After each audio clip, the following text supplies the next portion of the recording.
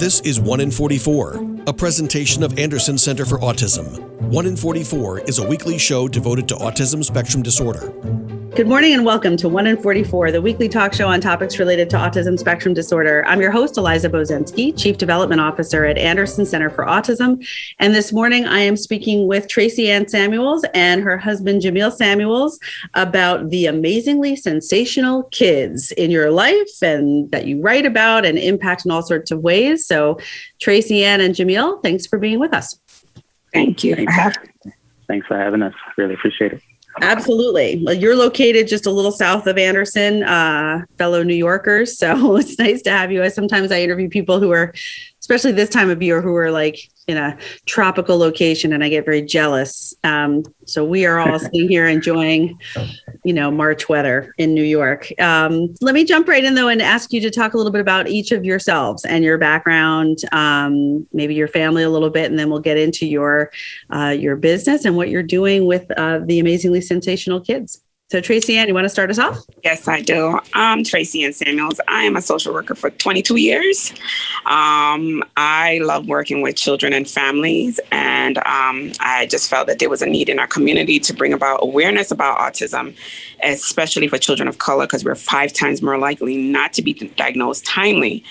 And then having to deal with my own son being on the spectrum, it was an experience. It was an experience that I felt that there was just a need to bring more awareness, the lack of not having timely services, not having timely diagnosis, not having the wait time for assessments. I just felt like there was more that I had to do. And I was a social worker, so I said, okay, if I'm advocating for children, I might as well advocate for my son and advocate for those kids on ASD as well. I'm a wonderful mother to 2 wonderful children. Trey and Asia, that's my priority. Asia does not have autism, but Trey does. He's turning 15 on Thursday. I'm excited. Wow. I'm excited. So that's another component. I feel like every part of autism spectrum, you're looking at the initial stage of diagnosis, then you're looking at the middle part, then you're looking at transition into adulthood. So we're in the transition phase, getting him ready for that transition into adulthood. And it feels so overwhelming again. It's like every phase you go into, there's a different feeling that you're feeling. So I'm thankful for this outlet. I'm thanking you for taking the time to speak to us today. Oh, it's absolutely my pleasure. First of all, I'm also a fellow social worker. That is my educational background as well. And I find it really interesting. So you were already working in this field and working with children with autism before you had your son? Yes, no. I was a kidney and liver transplant social worker at Downstate Med Center. But when my son got his diagnosis, I was working with children who were developmentally delayed. Mm-hmm. I was actually their OPD applications. And I'm seeing the diagnosis and I'm trying to tell my family, like, wait a minute. He's exhibiting the same diagnosis. It's kind of weird when it's you're going through that. I couldn't explain it to people, but when you're actually dealing with, it's a whole different ball game.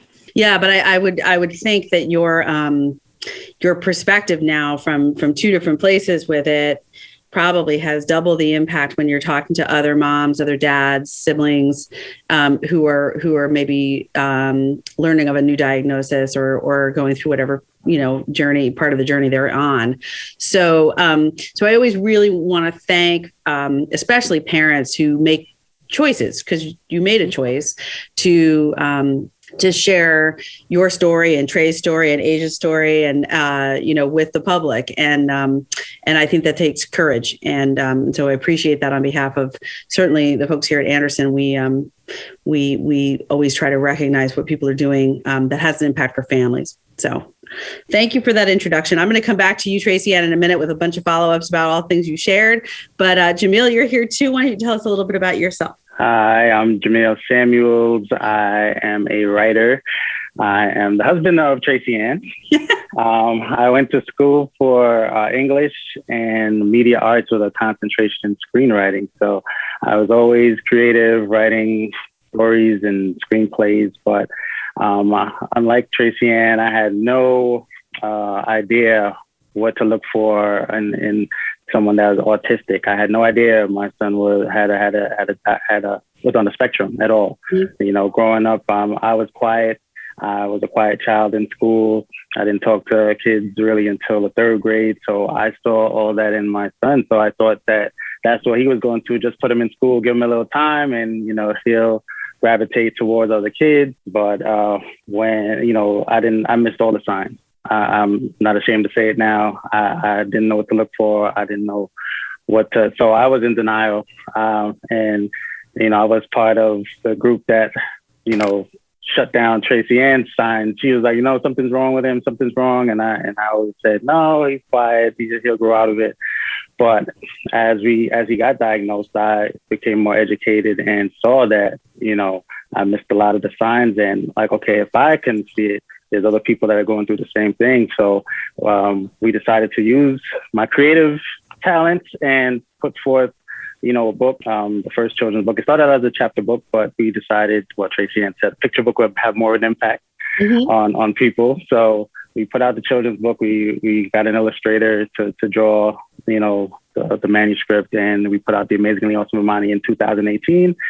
And we got such a great response. When we went out to festivals and book fairs, a lot of people would come to our table and say, wow, this is a great topic. There's so many people that are going through this that I know. We like every other person knew somebody that had a child that was going through this. So I felt that this was, a great way to put out, awareness and show, other people that, we are going through the same things, but other people are going through it, and it needs to be a topic that needs to be explored and put more into the spotlight. So I was glad I was able to use the writing talents for good. And, that's what we've been doing since then. We put out a bunch of other books since then, and just happy that, we're making an impact. That's fantastic. I love that story. Tracy-Ann, sounds like you've played quite the role in directing things around here, but it really seems like you come across as great partners in all of this, and you take your individual talents and your family. So let's talk a little bit about both Trey and Asia. And I read a little bit on your website, which everybody should know is theamazinglysensationalkids.com. So theamazinglysensationalkids.com, and also on Instagram and Facebook, you can find more information about these books and about the Samuels family. But the books are based on your children. Yes. Correct. Okay. So when I guess my first question would be, how do they feel about that? Do they give you feedback on? Are they excited that they're in the books? Was it something that you had to address as a family, whether or not you wanted to put that much of yourself and your family out there to the public, or was it just a sort of a no-brainer and came really naturally? It didn't really come naturally. My daughter had a lot of questions. She was asking about her brother's behaviors. And I felt that there was a need, especially in my community, to speak about autism. It's always viewed as taboo. No one wants to speak about it. Mm-hmm. And stepping on toes by speaking about this topic, I felt like, okay, we need to talk about it. Children need to get early intervention. My son missed getting early intervention because no one would listen to me. Even though I was educated, I had a degree from NYU. I was well-trained. I was well-versed. No one would listen to me. The doctor was saying he was fine. He's meeting his milestone. I said, there is something wrong. No one, family wouldn't listen to me. No one would co-sign what I was seeing. So it became more overwhelming. It became depressing. So I didn't want other mothers to feel the way I was feeling. And that was another reason why I wanted to advocate and go out and speak about it, because you're in the dark. You're on your own. You're not speaking about the topic. To be honest, 2018 was the first time my family was even know that Trey was autistic. We never told no one. We told our moms, but even telling them that he was autistic, they were like, oh, forget about it. He's not. I said, he is autistic. He was very intelligent. He could read a book. He was very intelligent, verbatim, back and forth. He would read a book back to us. And I was like, no, something is wrong. So 2018 was when everyone knew that our son was autistic. And my daughter kept on saying, why is he flapping his fingers? And I kept on saying, he's stimming. And I said, okay, if I'm having a hard time explaining his diagnosis to her, other parents are going through the same thing. And I said to my husband, I said, you have an English degree, you have a theater background. We had an adult book written. And I said, okay, let's do a children's book. Let's just do a children's book, because parents are struggling explaining autism. And that's where it started from. But they think they're superstars. Well, that's good. They are. I mean, look, I think one of the things I love about this platform that you created with the children's book and the chapter books in the series, and just the premise that here's a child who's kind of quiet by day, but at night he becomes a superhero. I mean, it's just so cool, and it feeds so perfectly into where so many children, whether on the spectrum or not, are going to relate to that fantasy, that idea of what happens, to me when I'm at night. How many of us as parents tell our children goodnight stories that are all full of that kind of idea of there's a whole different world out there, while you're sleeping and you're dreaming. And it's just, I love that. And also you're taking something that is such an important part of society as a whole, which is reading and being read to, especially in the classroom, but also at home. And you're adding autism into the mix of cool things to learn about and to read about, and also advocacy, which I love from the perspective of Asia becoming this person who can be a role model when siblings can shift just a little bit from being confused or maybe even a little embarrassed to no, I actually am an expert on this. I know what to do in this scenario. So I think it's brilliant. It's often, I think a lot of times people are looking for this sort of golden nugget, some elusive, what in football, the Hail Mary, right? Like this big thing that only happens once in a lifetime. But what you've done is taken something that already exists and you're just embedding this message in there. So I think it's great. And it sounds from your reviews that other people think it's great as well. I read a bunch of those. Seems very positive. What are your experiences like when you go into classrooms or somewhere and you read them aloud? Well, just to piggyback on what you were saying, we were very intentional about making the character a superhero because our son he's a superhero to us, just going through all the challenges that he's gone through. Mm-hmm. And to constantly keep a smile on his face. He was never all down. He that's how he communicated, through smiling. So that's why our daughter thought he was laughing at her a lot of times. Aww. It wasn't just a flap in the hands. It was a smiling. So, just putting that character, that's how we drew the kids in with the superhero character and then left the messages in the book for the adults. So adults that read the book, they'll see, okay, we had issues about bullying in the book. We had issues about, affirmations, like saying the importance of telling kids that we love them, they're special, they're great, just showing that Trey could do things that other kids can do. The first book begins with, he loves to play bowling, golf, soccer, so these are things that kids that are not on the spectrum do as well. So our message was just inclusion and understanding and instilling empathy in adults and kids that aren't going through the same thing, and with Asia, our daughter, her reactions were a lot of the same reactions that Trey's classmates were giving him in school. So I saw it firsthand. I did an observation of him in kindergarten. His kindergarten teacher was the first teacher that really told us that there was an issue. Mm-hmm. His other teachers prior to that wouldn't communicate that there was a problem in the classroom. We asked every day I'd come, how's he doing today? Vague answers. The kindergarten teacher, Miss Knight, we give her credit forever. Just the main one that said, I think you should come and see him. I think you need to get him tested, So by observing him, I saw the bullying firsthand. I saw in the cafeteria watching kids take his school lunch, and he was unable to communicate that, no, that's wrong. So a lot of the stuff in our books are taken from real life situations. And, if he's going through it, there's other kids that are dealing with it as well. So we try to keep it close to real life as possible, to have more of an impact. I was trained to write what I know. So, that's what we try to do in these books. Yeah. And you're probably, I'm sure that the people who are reading them and the parents who are reading them to their children at home, the teachers who are reading them in their classrooms are probably responding in the same way, that this feels real. The difference, and I'm actually a former teacher too. And I you always knew the difference between somebody who was writing about something they cared deeply about versus somebody who was writing because they thought it would sell books. And I think kids can pick up on that too. So really thank you again for sharing such a private part of your life with the public.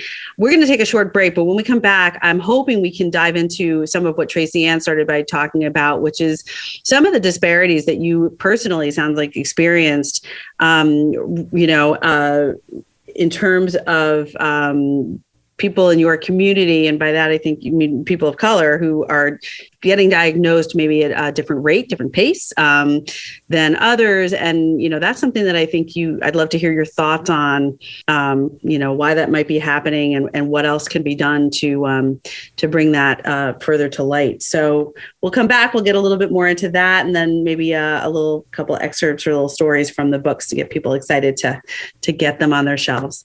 This is 1 in 44, the weekly talk show on topics related to autism spectrum disorder. I'm your host, Eliza Bozensky, and we'll be right back. And now, 1 in 44 continues on 100.7 WHUD. This is a weekly community affairs program presented by the Anderson Center for Autism. Welcome back to 1 in 44, the weekly talk show on topics related to autism spectrum disorder. I'm your host, Eliza Bozensky, and I'm talking with Tracy-Ann and Jamiyl Samuels, who are husband and wife, parents of Asia and Trey, and co-authors of the amazingly sensational kids books. I'm going to ask you at some point in this half of the show to talk about the other books that you've written. But remember, you can get more information about the books and about the family by going to theamazinglysensationalkids.com, following them on Instagram and Facebook. And so Trey, your son who has autism, is 15. He's entering what for many families is an extremely exciting but also scary time when you're looking sort of adulthood right in the face. Many families tell me that 15, 16 is right around the time when they've gotten used to the fact that their child has autism and is benefiting maybe hopefully from some services that they're getting. And then you're getting ready for a next transition when they're out of the school system. How old is Asia? I know she's younger than Trey. She's 9. She's 9. Okay. So you've shared in the books and on this podcast so far a lot about, what it was like and what it's been like raising Trey and why you got into, taking your talents as a writer and as a social worker and putting them in this focused area of developing these books to broaden awareness and talk about inclusion. But Tracy-Ann, when you started talking initially, you really commented on, I think your quote was people in our community. So can you expand on that a little bit? Because I always think that the autism community, to me, I always talk about it being gigantic because it affects so many people, but it's also very tiny in that usually once you start meeting other people who are somehow impacted by autism, whether they work in the field or are raising a child with autism or are on the spectrum themselves, the connections you can make with that community start to feel very tight. But you're talking about your community. So I want to hear what you have to say about that experience and what do you mean by that? I am Caribbean American. Where we don't talk about mental health. We don't talk about disabilities. We see something, we know there's something wrong with that child. No one speaks on it. No one says anything. For me, when I noticed that Trey was exhibiting some behaviors of autism, I went to my husband and I said, he is exhibiting A, B, and C. He was like, no, I'm quiet. You're trying to diagnose our child. And I said, no, I'm not trying to take my expertise and diagnose him. Something is wrong. Then I went to my mom. She was like, go and pray. I said, yes, I'm praying. I said, God gave me the skills that I can go ahead and advocate it for my son. We don't talk about it. We don't discuss it. There's, even with services and resources, I went to the doctor and I kept on saying, yes, he's meeting all his milestone. He's walking on time, but he's exhibiting these behaviors, which I'm seeing, and everybody just brushed it off. I feel like everyone that I spoke to, women of color, when they talk about their experience in dealing with autism, it's the same thing. No one was listening to me. I felt like for me, his delay in not getting early intervention was because I was questioning my training. I was like, no, but I know what I'm seeing. I started to question myself because the doctors wasn't co-signing. No one was co-signing. The teachers wasn't co-signing. No one was co-signing what I was seeing.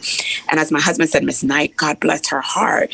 The reason why she could identify was that she was also a mother with a child with autism. So I just have given birth to Asia. I was home with Asia on maternity leave. And here is Trey going to another school. It was like 5 schools within a few years. And he's a teacher calling me. He's now 5. The window of early intervention is gone. And she says, you need to come to the school. Your son is sitting on the table. And I'm like, he's what? He's now under the table. I said, it was the most happiest day of my life because I knew she saw what I was seeing. I was finally going to get my son tested. And I remember calling my husband, calling my family and said, I'm getting my son tested. Someone co-signed what I was seeing. But that sense of relief, what about those other parents in my community that no one talks about it? They're hiding in silence. They're depressed. They're in denial. I tell a lot of people, I was in denial for a long time because no one was co-signing what I was seeing. I couldn't speak to someone in my community about it. No one was listening to me. So I became depressed. And I remember that Miss Knight called. I felt good.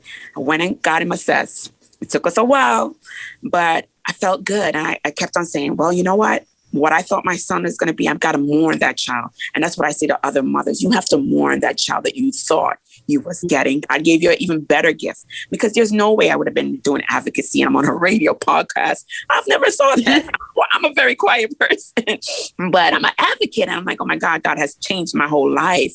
But we don't talk about it. And I felt like I needed to break that cycle and speak about it. You know, I reached out to my senators today. I was speaking to my senators. Do Autism Speak. I was able to advocate more. I was able to get involved more with my community. I see to my senators like, okay, Autism Awareness Month is coming up. What are we doing? What are we doing for the community? What, awareness is key. I saw my son he was great at soccer. And I saw him on a playfield having a sensory meltdown. And I saw parents laughing, children laughing, and no one to say, hey, there must be something wrong. He's great at soccer. No one said anything. And I said to my husband, we need to educate. It starts at home. It starts from the kids. It starts with parents telling their kids that these kids are amazing. They may communicate different, but they're amazing too. So we don't talk about it. And that's why I'm here talking about it, bringing awareness. Early intervention is key. I wish Trey had early intervention. He didn't. We waited so long for him to get initially his first assessment. They wanted to say he had a communicative disorder. He doesn't have a communicative disorder. And I said, as a social worker, I said, no, he does not. And I remember the psychologist was saying, yes, he does. I'm the psychologist. I said, well, you know what? I'm going to get a second opinion. I'm entitled to a second opinion. He was like, well, you're going to get the same diagnosis. I said, no, he's not. And thank God I waited a year to get the second diagnosis on Cohen Children's Center, but it was an awesome diagnosis. They said he had autism. I was happy because now he can get the actual services. If you don't have the appropriate diagnosis, you can't get services. Right. So, yeah. Wow. Changed your entire life. And I agree with you. So much of it starts with parents and education.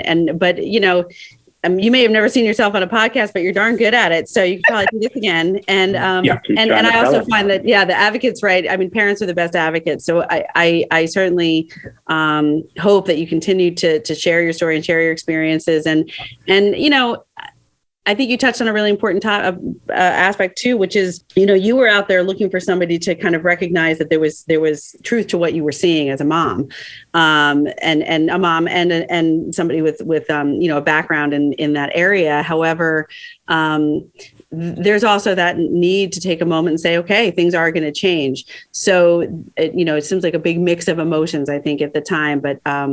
But everybody, whenever families can find ways to channel that emotion into, whatever way is going to work for them and going to make them feel like something is really positive, I think is a great thing to talk about. So thank you for sharing that.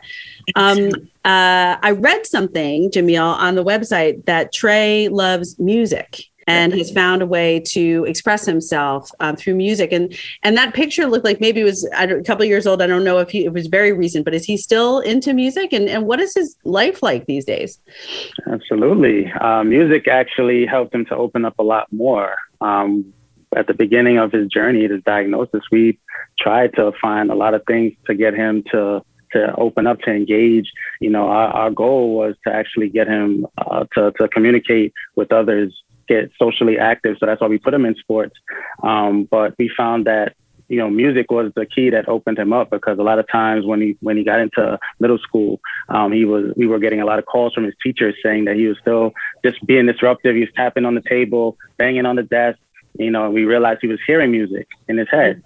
So once we got him into music classes, he plays multiple instruments. He plays the drums, he plays guitar, violin, piano.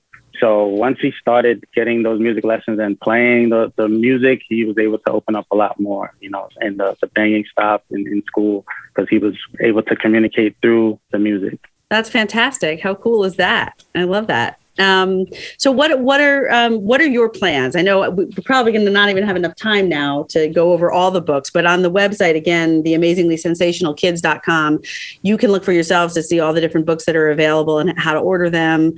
And now I love the fact that you have the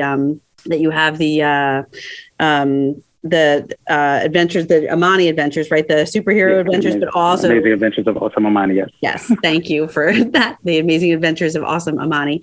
And also the Asia inspired book that talks about sort of becoming an advocate and being a sibling and how to get through that, because I think that's a huge thing for so many siblings growing up and kind of balancing the desire to just live your own life because you're your own child, but also recognizing that you have a sibling who you might eventually need to answer some questions about, or at least questions will be posed to you. And what do you say and how do you handle that?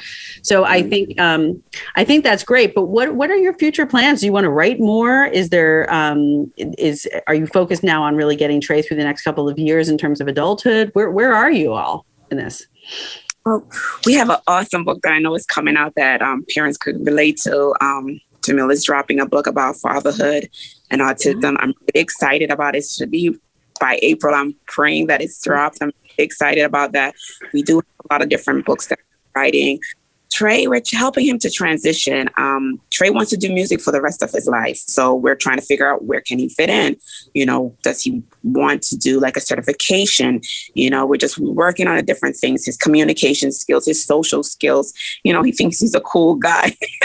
So, probably he's adorable. Absolutely is. I'm terrified because, the mommy bearing me, I'm terrified of the next stage, but we're just working on it. It's just getting the information. That's a whole nother transition. I thank God for Autism Speak because I could go on there and they have different steps. They have all the information that I need and assist him in transition.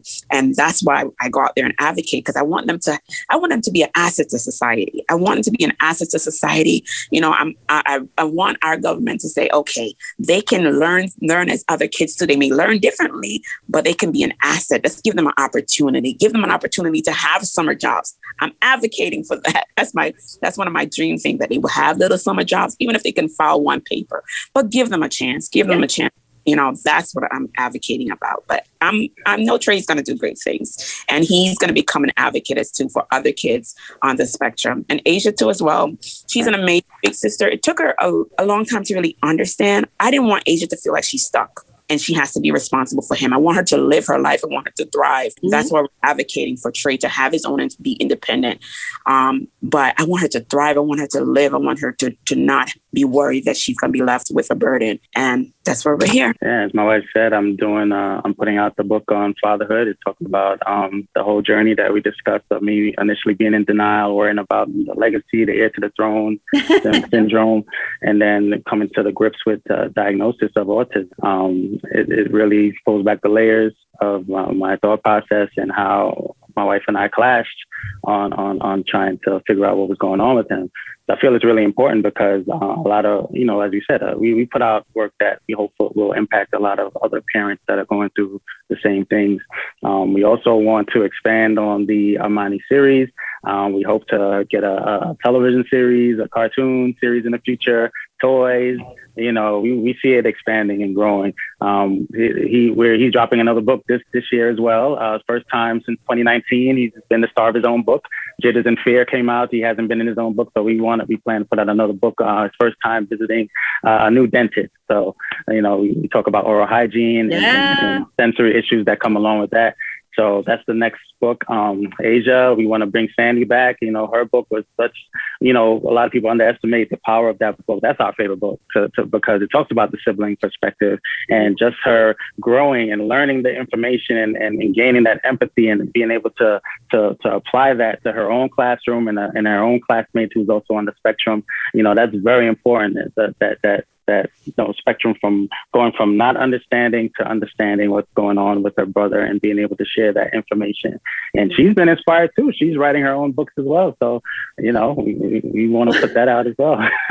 Good for you, Asia. I was just going to say what the last couple of things you just commented on, Jamiyl. To me, that's how you change the world. Is that you start with something that you're passionate about, you start with inspiration, and the fact that not only are you expanding the books you're writing, and you're certainly hitting a topic that I think is huge in terms of fatherhood and sort of coming to terms with things, and also being in a marriage where one parent is sort of in a different place with it than the other one, and there needs to be some time and probably a lot of effort and a lot of discussion around getting to be on the same page with it. But what you said about what's happening now in Asia's classroom and preparing her and getting her excited about the fact that she has a level of expertise in understanding with and interacting with other people she's going to meet in her lifetime for sure, who are on the spectrum, that to me is how the world starts changing. And so I think it's wonderful. I want to thank you both for being on the show today. Again, your website is theamazinglysensationalkids.com. Tracy-Ann and Jamiyl Samuels, with special thanks to two who couldn't be here today, Trey and Asia Samuels, who certainly sound like superstars to me. And I really appreciate your time today. And best of luck with all of your future books and hopefully TV and whatever comes after that. Thank you so much for having us. We really appreciate this. My pleasure. This is 1 in 44, the weekly talk show on topics related to autism spectrum disorder. I'm your host, Eliza Bozensky. And remember, Anderson cares. You've been listening to 1 in 44, a weekly presentation of the Anderson Center for Autism. Join us for another edition of the show at this time next weekend.